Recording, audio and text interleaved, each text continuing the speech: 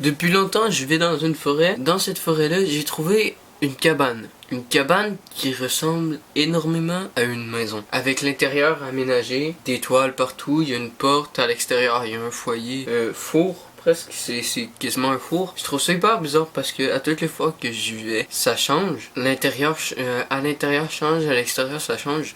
Mais il n'y a aucun sentier autour de la cabane. En fait, il y a un sentier, mais il n'y a pas l'air utilisé. En fait, je trouve ça hyper bizarre parce que je suis allé là souvent, puis j'ai jamais vu personne en fait. C'est vraiment une cabane mystérieuse. Parce que il y a une fois aussi que je suis allé, il y avait de la nourriture à l'intérieur, genre il y avait du beurre d'épineux, des trucs du genre. Puis en fait, je suis allé là souvent, mais à l'extérieur, ça change jamais. Il y a juste à l'intérieur en fait. Il y a le foyer four en quelque sorte. Il est rouillé, il est à une certaine place, puis je l'ai jamais vu bouger en fait. Il a toujours été à cette place-là, avec la porte ouverte de la même manière, avec il est tout le temps placé pareil. Normalement, il y a une chaise devant, mais là où c'est bizarre, c'est que la chaise était dans la maison. Par contre, tout autour, la fougère entre la maison et le foyer, c'est-à-dire il y a comme 1,5 m entre les deux. Toutes les plantes, toute la fougère, il y avait rien qui avait bougé. Tout était comme si personne n'était passé de genre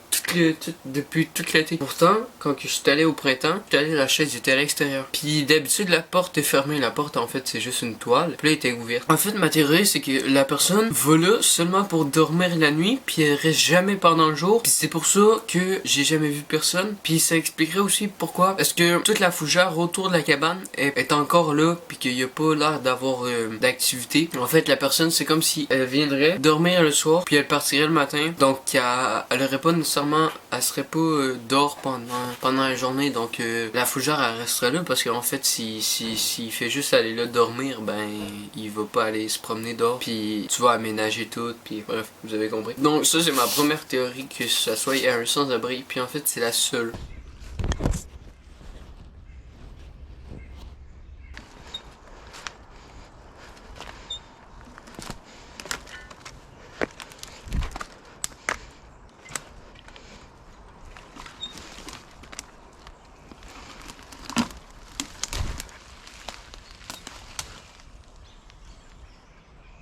C'est tout.